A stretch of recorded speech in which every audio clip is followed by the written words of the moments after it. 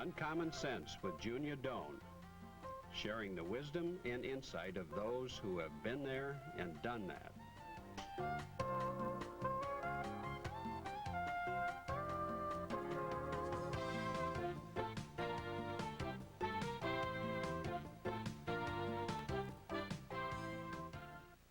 Back to Uncommon Sense, a chance to be with real people talking about real things, about what really matters in our life, in our time, in our century, and in our world.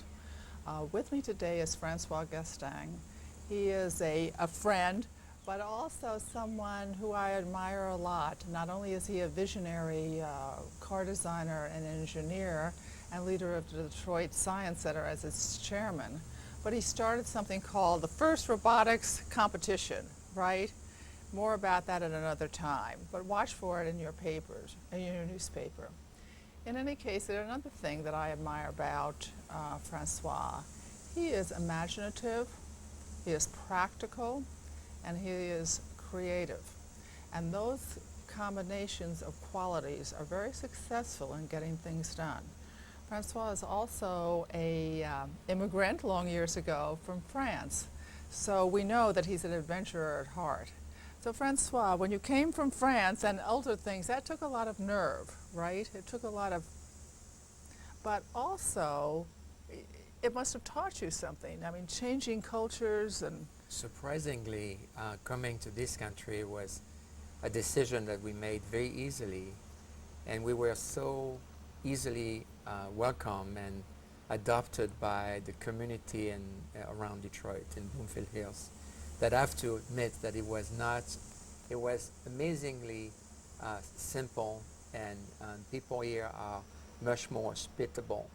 It's probably a tradition that goes way back to the big migration of immigrants in the old days, where if a new family will come in a neighborhood, the first night you will cook dinner for them. Yes. That's exactly what happened to us.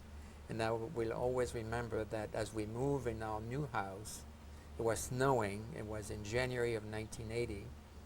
The next morning, my neighbor was plowing the snow on the driveway for us, which, coming from Paris, where unfortunately too many people, most people, are for themselves, that was a great experience. So I have to say this was easy. Well, this is a compliment to you and also America, Yep, right? Absolutely. You know, what we talk about, excuse me, what we talk about here is how we handle hard times. What do we, not the how-to, but what do we tell ourselves? What do you tell yourself when something unforeseen happens that is really a knock in life? Well, I've went through a period of my life where I really felt miserable on occasion. I have a tendency to be optimistic and to be tenacious, which kind of helped me overcome minor obstacles. But I remember, for example, that when we came to this country, I was first working for American Motors, which by 1987, because of a change of mind of the French company Renault, we were sold to the American company of Chrysler. And I had a choice at the time to go back to Europe, work with Renault, or staying in this country, which we wanted to do very much, and work for Lehigh Iacocca. And at the time, for some reason, they explained to me that what I've seen me doing at AMC sounded like something they wanted me to do at Chrysler. So initially, it was a great decision, and they asked me to continue to be a great, supposedly a great engineer doing the right thing within the new Chrysler family. But soon after that, a few months after that, as we were enjoying the decision we made, turned out that the people at Chrysler didn't welcome me because they saw me as a change agent. I was younger than other people, and it started really making our life miserable as we were trying to bring a new culture, a new ways of looking at things, more speed and execution. And in big companies, at some point, people line themselves up to make your life really terrible.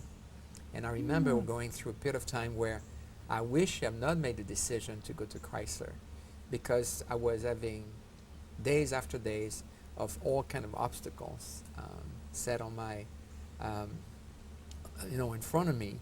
In the meantime, I convinced my family to stay.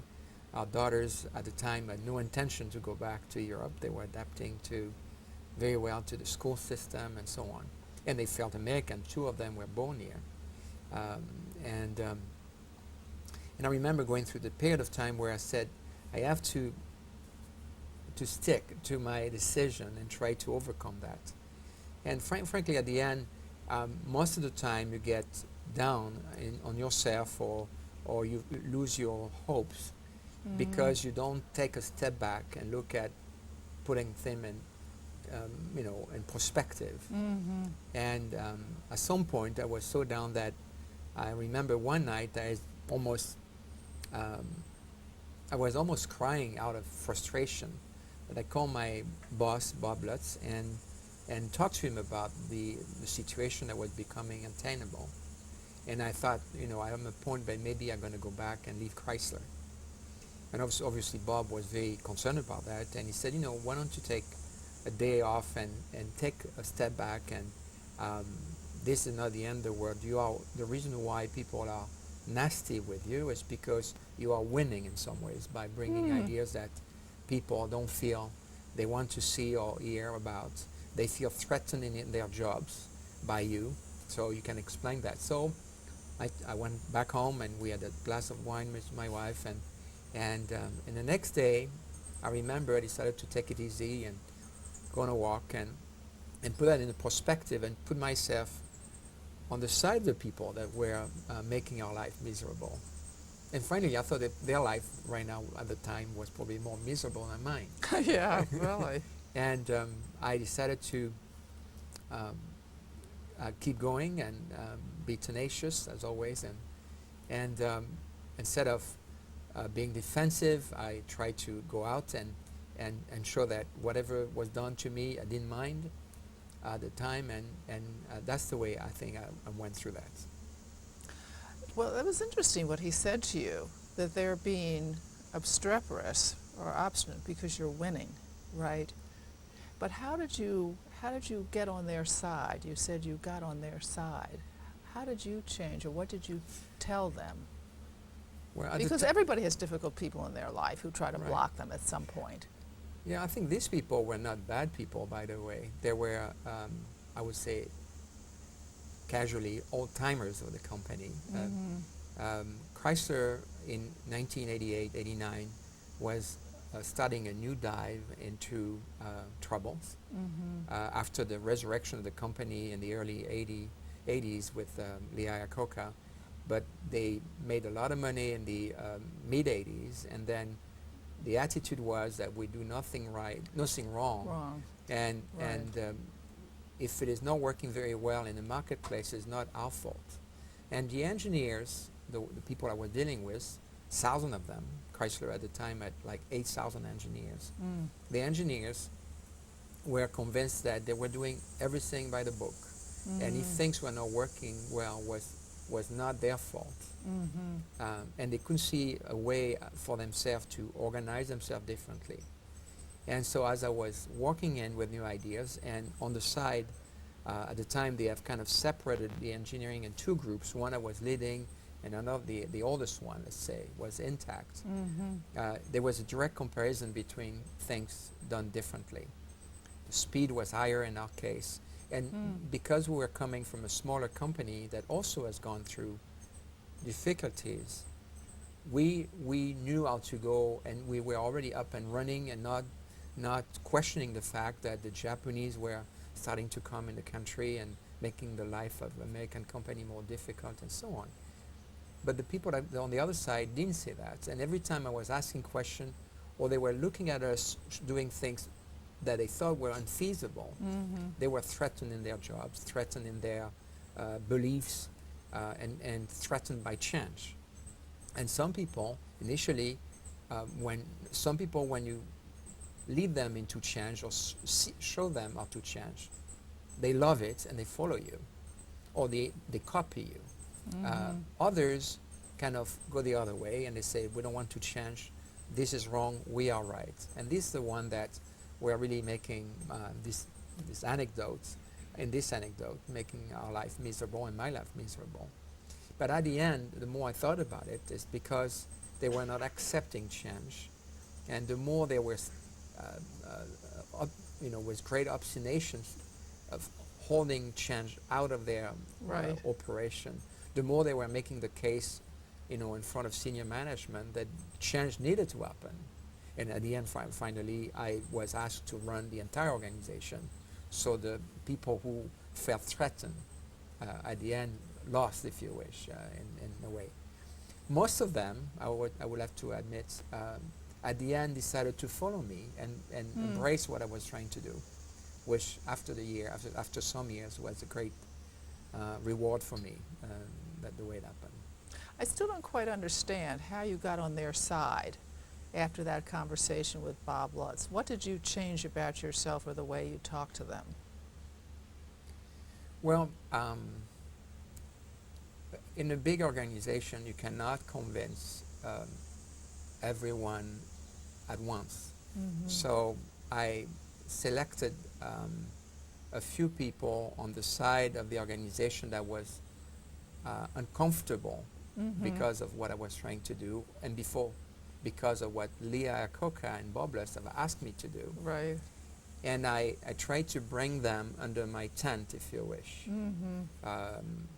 formally through meetings or casually through lunch or other occasion, and try to show them the other side, why we had no other ambition but the good of the company. It was not something for myself. It was not something for ego or any other reason. It was just a matter of trying to make the company more competitive at a time where it was clear that the company was losing Right. its way. And so I started convincing a few people that were not too obstinate and then from these people probably talked to their friends over time and told them that maybe I was not doing the wrong things, and maybe I was not there just to make their life miserable, that maybe some of the things that I was doing and they thought they couldn't do, Yes. finally could be done. And so I never spoke to everyone. Right. I spoke to a first group and then made a few friends here and there to build like a bridgehead, if you wish. Right.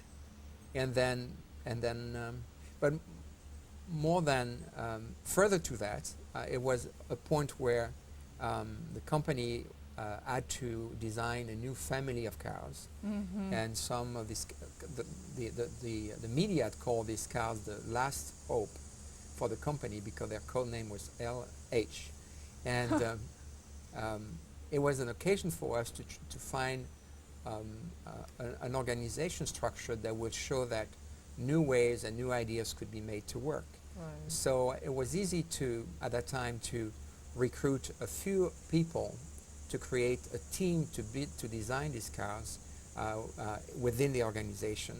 And so I recruited a few teams. Some were people that had been with me for some time. Some were coming from the other side that were skeptical, but very capable and very competent engineers.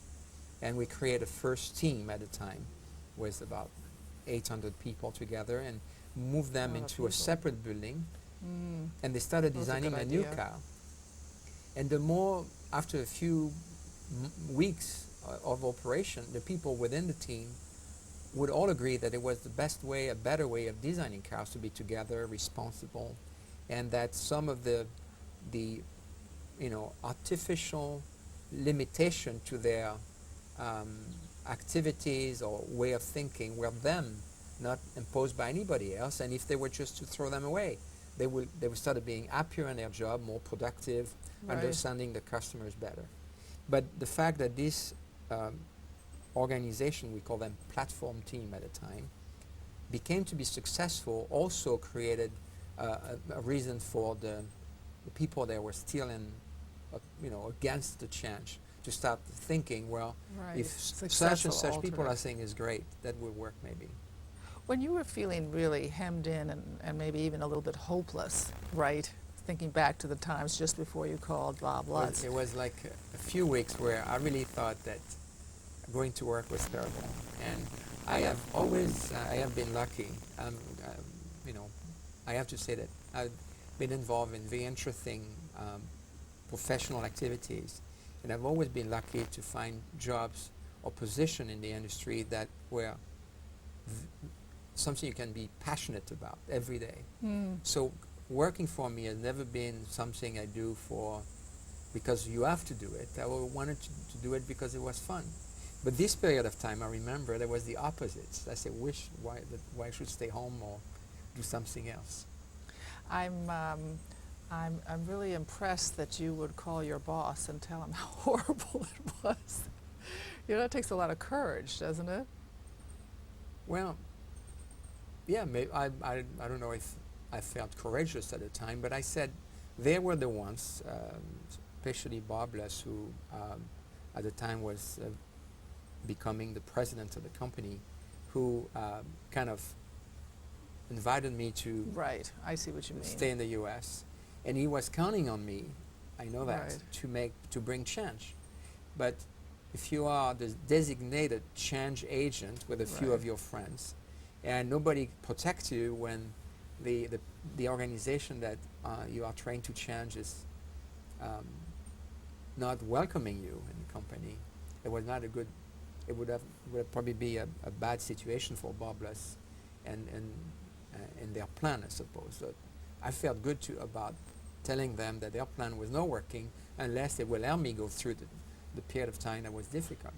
It sounds like you use that as the model for almost everything else ever after, because you were so successful in taking people who were opposed to your Yeah. thoughts and ideas and concepts. Well, it's always like in any, I don't feel, you know, I have, for whatever reason, I was born with the gift of being interested in leading and building things. Not that I don't feel different from most people, I guess from anyone, but when I was a Boy Scout, I loved to be the chief of the little platoon. And I love to build, you know, bridges or things like that. I've always been passionate about that, and never thought that as, and it's like a gift. I like to share vision with people, and quite a few times people agree with me and work with me. Where do you think you get that vision? I mean, you know, some people just, I mean, ideas well up in my mind all the time. You know, I've got an idea for this, an idea for that, but sometimes I think that's like Well, a maybe it's like a gift for singing. You know, you just have a gift for vision. Do you think that's true, or do you think you can create it? I'm probably more. I think in my case it's because I'm most of the time dissatisfied with, let's say, a situation, whether it's in a room where things are not in the right order, or in the company where things are not working right, or if I am in a city like Detroit and I think that things can be improved, I feel bad about it. So this has nothing to do with vision, as you know, very philosophical things. It's an impulse or a desire to make things better when I see them, they think they can be improved. And so if within the confine of a company like Chrysler, I thought that they were not doing well, and I kind of thought that I knew a better way of improving in the context of my job, a way to improve the company. And so that became a vision, if you wish. But it was very practical. It's like getting into a room and finding that the chairs are not in the right location, or there's wrinkle on the You think you're a tablecloth. visual person then? Well, it could be also cultural, I guess. Most of the time, if you think about it, if something is not working well, when you see the mess in a room, it's because of the culture of the person living in a room. And at the end, you have to change the culture of people for them to not accept something that is mediocre, if you wish. And so I don't view the various occasions I have had in my life to to do something about other things is because I'm not, and my family, my wife always complained that I'm always complaining that things are not perfect enough. Which is in her eyes is kind of an impossible, it's not a quality. Right. And sometimes she said, why don't you accept that things should not be perfect? Cannot be perfect. But, and when you look at a situation, whether I say if you are in your neighborhood, in the Boy Scout group I was in, or within Chrysler Corporation, or downtown Detroit with the Science Center, when something is not right, I feel this urge to improve it, to change it. And then I convince people to help me do it. That's a wonderful talent. Well, I don't know. I think it's probably the result of this urge of this, what my wife said, of being constantly dissatisfied. I hope that doesn't play out in your marriage, too. No. No. We have survived that for 30 years. 30 years. And frankly, despite our remarks on the subject, Marley's my wife, on occasion at the same She's a doll. result. So But most of the time. well, so it seems like the abilities you had at Chrysler was like a huge organization, right? But then you've tried some startup things too. It seems like those are different. I won't say different types of people are drawn to those kinds of things, but I wondered if you thought they were, or you just think people are more. I think the principle is the same. It's in my case, if I think that something needs to be done or improved or rebuilt, or whatever it is, I will try to find someone to come and help me do it. Or if it is within a corporation, I try to convince the people working with me or working with me as colleagues and so on, and said, why don't we go out and fix that? In the case of a project like the Science Center, I tried to convince the board to do something, and then realized that that would not be enough, and so I recruited in Detroit, in the greater Detroit area, friends from industry to come and join the board with me and create a team that would share the same vision that was in front of us now, which was to rebuild a new science center for Detroit. When I became involved with Dean Kamen and the first robotic competition, Dean Kamen is the father of the Segway and other fantastic Which is machine. fun to ride. All right. Right. Thank you. Fun to drive, I guess you say. In this particular case, the vision was coming from him, and he shared with me. I became a disciple, and then started recruiting people in Michigan to do that. So at the end, it's rare that you can do something just by yourself, wherever you are, whether you are in your parish, in your neighborhood association, in a huge company where you have 8,000 engineers working with you, or you are, I would say, in politics. Don't you think that people that have a vision and communicate that and start building groups of people in the country that believe in the same thing, you will move things in the right direction. What do you look for in people you want to work with? What qualities?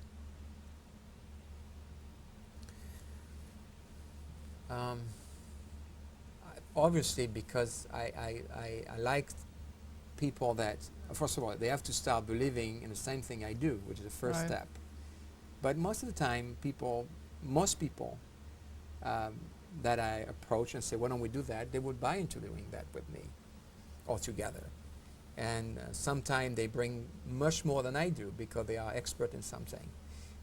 But the thing I appreciate with people is when they are reliable and tenacious. Because I learned that a lot of time people would agree with you and me that this room is messy. And we would agree that we'll come every morning and, put it back in order.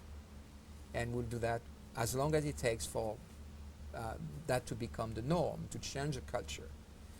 And you will find out that the first week people would come and do that with you. And then in the following week they say, oh, maybe it was not that bad after all. And they lose their... So I really value tenacity and reliability in people. Thank you. Thank you, Francois, for joining us today. We've learned a great deal from Francois. He talked about the qualities, personal qualities of enthusiasm, optimism, and tenacity. He talked about, in a sense, going for help when things weren't going well in his job and when he was really like frustrated and beyond. And he talked about learning that when people oppose you, sometimes they're fearful, sometimes they don't understand. And one, by mixing people who kind of understand and people who don't, and separating them, that you can actually have a good chance of making wonderful things happen. When we talked about vision, he talked about that his actually dissatisfaction is a driver for the next step, for how could it be better. So this allows him to see almost any situation from Detroit to what a room looks like and see how could it be improved. He also talked about the people he likes to work with, again tenacity, but almost more importantly reliability, by which he means I would say sort of follow through. Be there, do it on time, do it modestly, if I may put words into your mouth, because that's what Francois is, and do it with enthusiasm. When you see Francois, of course, from Bloomfield Hills, and when you're down there, please thank him if you run into him for sharing with us today. And remember, kindness counts, so do something kind today for someone, and then join us next time. It'll be a thrill to have you come be with us. Bye now. Thank you, Francois.